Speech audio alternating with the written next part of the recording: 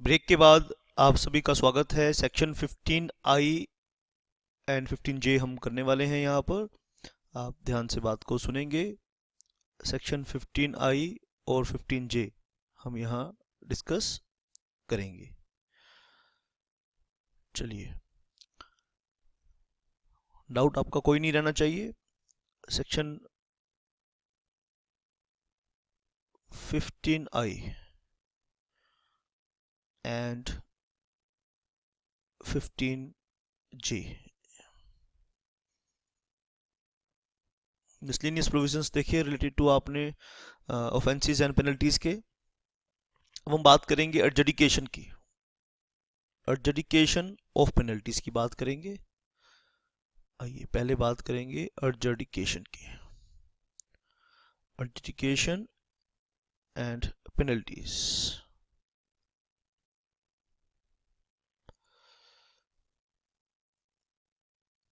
शाबाश बेटा। तो एडजुडिकेशन ऑफिसर हम बात करेंगे हु इज एडजुडिकेटिंग ऑफिसर, यानी एडजुडिकेशन की पावर किसके पास है। आइए इन्हें नोट करेंगे। एक है जी हमारे पास एडजुडिकेटिंग ऑफिसर है। कौन हो सकता है ये सेबी एक्ट के अंदर, ठीक है। और 15I और 15J हम कर रहे हैं यहाँ पर। एडजुडिकेटिंग ऑफिसर की बात कर रहे हैं। फॉर द पर्पस ऑफ, लिख लीजिए बेटा, for the purpose of adjudication, ठीक है। इम्पोजिंग पेनल्टी की बात कर रहे हैं बेटा। पेनल्टी जब इम्पोज की जाती है, ये आपको बात पता होना चाहिए कि बिना न्यायिक प्रक्रिया के आप किसी के ऊपर आर्बिट्ररी डिसीजन से आर्बिट्ररी डिसीजंस इम्पोज करके आप किसी को पेनल प्रोविजन नहीं किसी पे इम्पोज कर सकते, पेनल्टीज किसी के ऊपर इम्पोज नहीं कर सकते, ठीक है। तो इसलिए बोलते हैं for the purpose of imposing any penalty, for the purpose of imposing any penalty. जब आप किसी पर कोई पेनल्टी इम्पोज करने की पावर करते हैं, और पेनल्टी इम्पोज कहाँ कहाँ हो रही है, अंडर डिफरेंट सेक्शंस, आप उसकी लिस्ट बना सकते हैं। अंडर सेक्शन 15A हो रही है जी, 15B हो रही है जी, आपको बताया कराया बेटा, 15C, 15D, 15E, F की आपने बातें पढ़ी, FA, FB, FC, 15G आपने पढ़ा, H पढ़ा, H 15H पढ़ा बेटा आपने, HA पढ़ा आपने, HB आपने पढ़ा। तो ये सारे सेक्शन पेनल्टीज की हमने डिफरेंट सेक्शंस किए, ठीक है। शाबाश बेटा। For the purpose of imposing any penalty under these sections, ठीक है, ये डिफरेंट सेक्शन की लिस्ट बनाई हमने। SEBI shall appoint, SEBI shall appoint, SEBI क्या करेगा, अपॉइंट करेगा। SEBI shall appoint an officer, an officer, SEBI अपने ऑफिसर अपॉइंट करेगा for holding inquiry, for holding inquiry, ठीक है जी। सेबी अपने ऑफिसर अपॉइंट करेगा, SEBI shall appoint officer for holding inquiry. और वो जो ऑफिसर होंगे, ठीक है, वो कौन से होंगे, note below the rank of, note below the, note करना है बेटा, बात को समझना है, याद रखना है, बस याद रखने वाली बात है। इसमें कोई समझने वाली बात तो है नहीं। एन ऑफिसर, याद रखने वाली मेमोरी की बात है बस। Officer of, officer of for holding inquiry note below the rank of officer of divisional chief. क्या ऑफिसर है बेटा, division, divisional chief of SEBI, ठीक है, ऑफ सेबी, ठीक है। तो ये जो डिविजनल चीफ ऑफ सेबी होगा, ये कौन होगा, एडजुडिकेटिंग ऑफिसर होगा।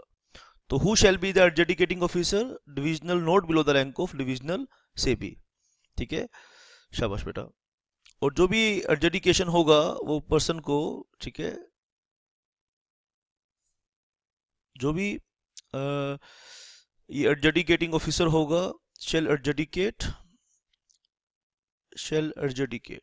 ये एडजुडिकेट करेगा।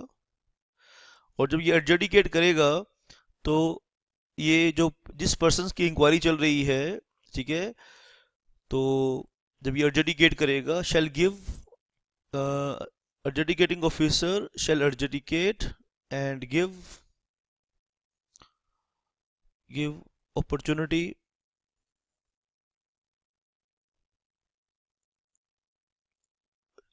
देगा बेटा, रीजनेबल अपॉर्चुनिटी देगा, of being heard, opportunity of being heard,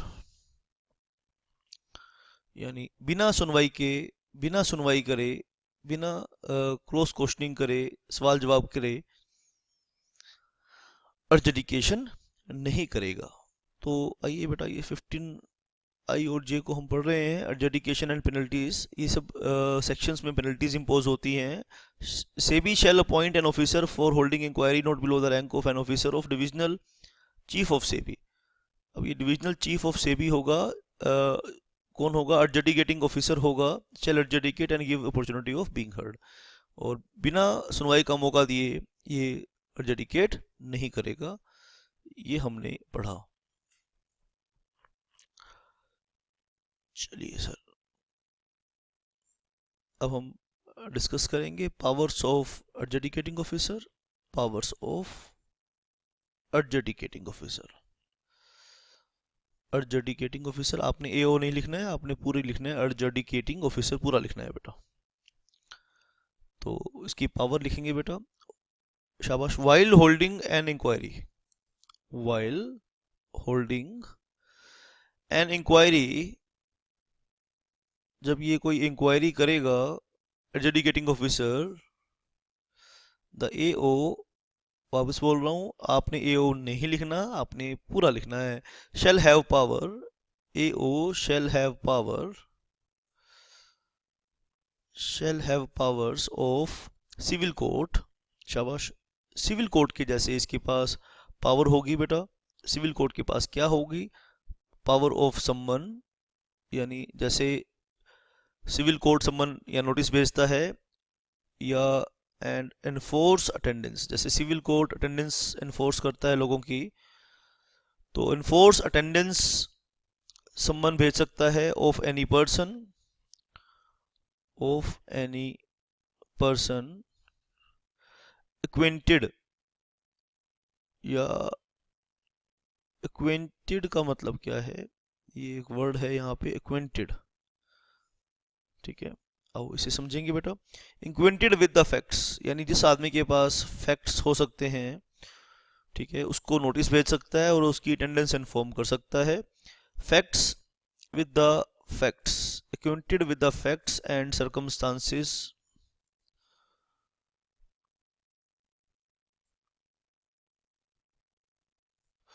of the case, शाबाश बेटा, of the case, to give evidence, to give evidence, ताकि एडजुडिकेट ऑफिसर और अपनी इंक्वायरी को कंक्लूड कर सके। While holding an inquiry the AO shall have powers of summon करने की पावर है। Enforce attendance, can enforce attendance को एनफोर्स करने की पावर है। एनी पर्सन, किसी पर्सन को जिसके पास एक्वेंटेड, जिसके पास है क्या है, फैक्ट्स हैं या सर्कमस्टांसेस की नॉलेज है, ठीक है, किस लिए बुलाएगा उसे, किस लिए एनफोर्स करेगा, ठीक है, उसके दर्शन करने के लिए, ठीक है, उसे चाय पिलाने के लिए नहीं, एविडेंस के लिए। टू गिव एविडेंस और टू प्रोड्यूस, ठीक है, आइए नोट करिए बेटा, any document and to produce any document which in the opinion of adjudicating officer may be useful for inquiry, ठीक है, for inquiry, जो एडजुडिकेटिंग ऑफिसर को लगता है कि यूज़फुल रहेगी इंक्वायरी के लिए या सब्जेक्ट मैटर से रिलेटेड है जो चीज़, ठीक है, ठीक है, रिलेटेड टू सब्जेक्ट मैटर, आप लिख लीजिए रिलेटेड टू सब्जेक्ट मैटर। तो ये एडजुडिकेटिंग ऑफिसर की हम पावर्स पढ़ रहे हैं। पहली पावर हमने पढ़ी, समन भेज सकता है, एनफोर्स कर सकता है अटेंडेंस को एविडेंस लेने के पर्पज से।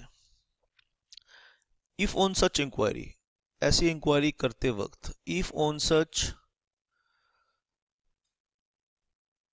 इंक्वायरी, ऐसी इंक्वायरी करते वक्त, ठीक है, जब वो इंक्वायरी करेगा तो इंक्वायरी करते वक्त उसे ऐसा लगेगा, he is satisfied, he is satisfied. देखो पावर दे रहे हैं बेटा एडजुडिकेटिंग ऑफिसर को, दैट द पर्सन, कि कोई पर्सन, उसको ऐसा लगता है कि कोई पर्सन ऐसा है जो बात को नहीं मान रहा, ठीक है, अपने आप को ओवर स्मार्ट समझ रहा है, एडजुडिकेटिंग ऑफिसर की पावर को नहीं फॉलो कर पा रहा, has failed to comply, fail to comply मतलब उस एडजुडिकेटिंग ऑफिसर की बातों को मानने में फेल हो गया है, with the provisions of, with the provisions of any sections, provisions of any sections of the act, adjudicating officer को लगता है कि सेक्शंस, जो एक्ट के सेक्शंस हैं, जो पेनल्टी वगैरह के सेक्शंस हैं, उसे कंप्लाई नहीं कर पा रहा, ठीक है, ही में इम्पोज, वो क्या इम्पोज कर सकता है, ही में इम्पोज, शाबाश, सच penalty, he may impose such penalty as he thinks fit, as he thinks fit, in accordance with the provisions of any of those sections, in accordance with the provisions, आप note कर लीजिए पूरी बात बेटा, fit in accordance of the act आप लिख लीजिए, in accordance with act, act के अकॉर्डेंस वो, उसके पास पावर है कि वो पेनल्टी इम्पोज कर सकता है। तो दो पावर देखी हमने एडजुडिकेटिंग ऑफिसर की। आइए इसे हम एक बारी दोबारा से रिवाइज कर लेते हैं, इसे हम दोबारा से एक बारी देख लेते हैं। पावर ऑफ एडजुडिकेटिंग ऑफिसर हम कर रहे हैं, while holding an inquiry, inquiry करते वक्त एडजुडिकेटिंग ऑफिसर को shall have powers of summon, notice देने की पावर है, अटेंडेंस एनफोर्स करने की पावर है किसी भी पर्सन की। और वो पर्सन कौन सा होना चाहिए, जो जिसके पास इंफॉर्मेशन हो सकती है, विद द फैक्ट्स, जो फैक्ट्स को जानता है, जिसके पास सर्कमस्टांसिस की नॉलेज है, with the facts and circumstances of the case, ठीक है, क्यों बुलाया जाएगा, कॉमा यहाँ पे क्यों बुलाया जाएगा, टू गिव एविडेंस और to produce any document which is the opinion of assessing, opinion of adjudicating officer may be useful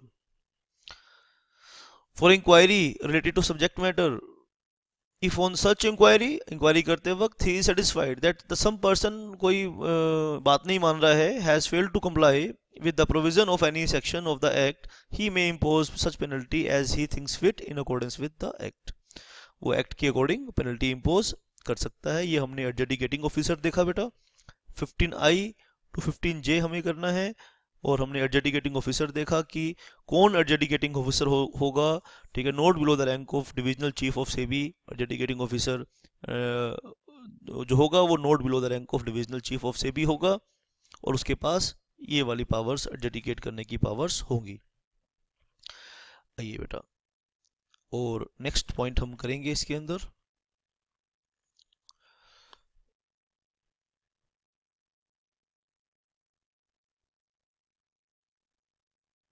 आइए, पावर टू बी कंसिडर्ड, या ऐसे वर्ड लिखिए, पॉइंट्स टू बी कंसिडर्ड, आप इसे यहाँ पर लिखेंगे बेटा, पॉइंट्स टू बी कंसिडर्ड।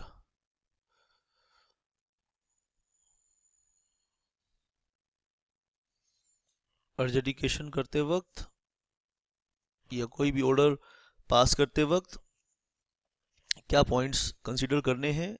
शाबाश, 15J है ये, सेक्शन 15J है, ध्यान देना बेटा। ठीक है, while adjudicating while adjudging, ठीक है, while adjudging the quantum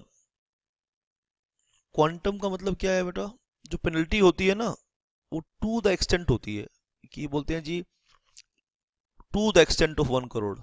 अब यहाँ एडजुडिकेटिंग ऑफिसर को ये सोचना है कि कितनी पेनल्टी लगानी है, मैक्सिमम पेनल्टी लगानी है या रिलैक्सेशन देना है। While adjudging the quantum of penalty, ठीक है, अंडर सेक्शन 15I जो हमने ऊपर पढ़ा, द एडजुडिकेटिंग ऑफिसर, आपने पूरा लिखना है, the adjudicating officer shall have due regard, shall have, आप समझ पा रहे हैं जी बेटा मैं क्या करवा रहा हूँ, shall due regard to, आप समझ पा रहे हैं बेटा मैं क्या करा रहा हूँ। मैं ये करवा रहा हूँ कि देखो कि जब एडजुडिकेट किया जाएगा और सेक्शन 15A टू आपने पढ़ा HB तक पेनल्टी लगेंगी, तो वहाँ पेनल्टी का एक्सटेंट है to the extent of 25 crore, to the extent of 1 crore. तो क्वांटम ऑफ पेनल्टी, क्वांटम का मतलब जानते हैं, क्वांटम यानी कितनी पेनल्टी लगानी है, ये ऐसा फैसला लेने से पहले shall have due regard to, कुछ फैक्टर्स हैं, कुछ पॉइंट्स हैं जो कंसीडर करने पड़ेंगे। शाबाश बेटा, वो कौन से पॉइंट्स हैं जिनको कंसीडर करके क्वांटम ऑफ पेनल्टी इंश्योर किया जाएगा। ठीक है, द अमाउंट ऑफ डिस्प्रपोर्शनेट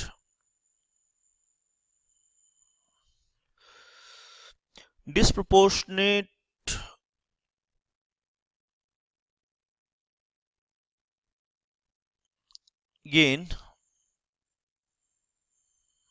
और अनफेयर एडवांटेज,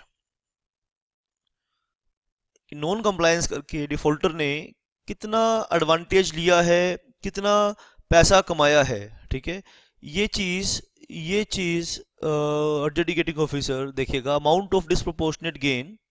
ठीक है, नॉर्मली गेन कितना होगा और आपने नॉन कंप्लायंस करके डिस्प्रोपोर्शनेट जो गेन लिया है, अनफेयर एडवांटेज आप ये कह सकते हैं। डिस्प्रोपोर्शनेट गेन समझ में नहीं आया तो एक वर्ड और यूज कर दिया सेक्शन ने, अनफेयर एडवांटेज जो लिया है। ठीक है, व्हेन एवर क्वांटिफाइबल, क्वांटिफाइबल का मतलब क्या है कि जिस चीज को तुम पैसे में क्वांटिफाई कर सको, जिस चीज की क्वांटिटी बता सको, क्वांटिफाइबल बोलते हैं। ठीक है, व्हेन एवर क्वांटिफाइबल का मतलब है जिस चीज की क्वांटिटी तुम बता सको, क्वांटिफाइबल। शाबाश, क्या क्या कह रहा है ये section 15J, amount of disproportionate gain और अनफेयर एडवांटेज वेयर एवर या व्हेन एवर या wherever quantifiable made as a result of default करने से अनफेयर एडवांटेज जो मिल रहा है, जो डिस्प्रोपोर्शनेट गेन उसे मिल रहा है, व्हेन एवर या वेयर एवर क्वांटिफाइबल। ठीक है, जहां भी हम उसको एसेस कर सकते हैं कि कितना इसने प्रॉफिट कमाया है, डिफॉल्ट करके जो प्रॉफिट कमाया है। ठीक है बेटा, अगर किसी ने डिफॉल्ट करके 100 करोड़ कमाए हैं, ठीक है, तो उस पर 25 करोड़ की पेनल्टी लगाने में क्या हर्ज है। तो अब बेचारे ने अगर डिफॉल्ट करा है और 1 लाख रुपए कमाए हैं और आप उससे 25 करोड़ रुपए पेनल्टी लगाओगे, तो एडजुडिकेटिंग ऑफिसर को इन मुद्दों का ध्यान रखना है। आप मेरे ख्याल से आप समझ पा रहे हैं कि मैं कहाँ बोल रहा हूँ, आप समझ पा रहे हैं। जब क्वांटम ऑफ पेनल्टी डिसाइड किया जाएगा तो इन फैक्टर्स को देखा जाएगा कि डिफॉल्टर ने कितना गेन लिया है और उसके गेन के according he quantum of penalty. शाबाश। और डिफॉल्ट करने से हो सकता है कि प्रॉफिट किसी को ना हुआ हो लेकिन लॉस हो गया हो। द अमाउंट ऑफ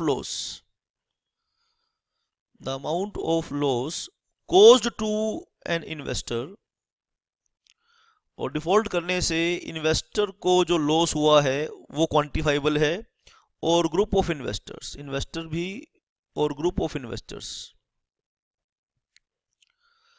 इन्वेस्टर्स और group of investors as a result of the default, as a result of the default, amount of loss caused to an investor or group of investors as a result of the default। शाबाश बेटा, ये आपने ध्यान रखने हैं factors. और एक point और इसमें नोट कर लेते हैं, the repetitive nature, the repetitive nature. भाई रिपीट कितना रिपीट करता है, बार बार, क्या बार बार रिपीट करता है इन ऑफेंसेस को? द रिपीटेटिव नेचर, भाई पहली बार अगर कोई गलती करके आया है तो पहली बार ही गलती करे वो इंसान है, जो एक गलती को बार बार करे वो तो फिर शैतान है ना बेटा, वो तो फिर शैतान है जो एक ही गलती को बार बार किया जाता है। तो इन पॉइंट्स को कंसीडर किया जाएगा, ये पॉइंट्स हैं, ये फैक्टर्स हैं, और जिन्हें कंसीडर किया जाएगा at the time of adjudication. Points to be considered, section 15J हम कर रहे हैं। बोलते हैं वाइल एडजजिंग, जब आप एडजज कर रहे हैं तो क्वांटम का मतलब quantity of penalty under section 15I, the adjudicating officer shall have due regard to, किन चीजों को रिगार्ड करेगा? ठीक है, amount of proportionate disproportionate gain, या आप कह सकते हैं अनफेयर एडवांटेज कितना लिया है। ठीक है, लेकिन ये काम वहीं पॉसिबल है जहां क्वांटिफाइबल है। अगर क्वांटिफाइबल नहीं है तो फिर ये कैसे पॉसिबल है? क्वांटिफाइबल नहीं है तो पॉसिबल नहीं है। अमाउंट ऑफ लॉस, कितना लॉस उसने किया है इन्वेस्टर को या ग्रुप ऑफ इन्वेस्टर को, ये चीज ध्यान में रखनी है। और तीसरा रिपीटेटिव नेचर, यानी पहली बार ऑफेंस किया है, इनसाइडर ट्रेडिंग का पहली बार दोषी है, या पहले भी इनसाइडर ट्रेडिंग करने की इसकी हिस्ट्री रही है, प्रोक्लेम्ड ऑफेंडर है, आदत से बाज है, मजा आता है इसे रूल तोड़ने में, लॉ को ट्विस्ट करने में। तो आओ इसके ऊपर मैक्सिमम पेनल्टी इंपोज करते हैं, एडजुडिकेटिंग ऑफिसर ऐसा सोचेगा। तो अपील्स करेंगे आने वाले सेशंस में, अपील के प्रोविजंस करेंगे। सेक्शन 15 सैट के बारे में पढ़ेंगे, सैट का कंपोजिशन क्या होता है, 15K to 15S करेंगे, सैट क्या होती है, सैट का कंपोजिशन क्या होता है। बस ये खत्म होने वाला है बेटा चैप्टर, सेबी एक्ट बस खत्म होने वाला है। ठीक है, कोई टाइम इसका खाली जा रहा है खत्म होने के लिए।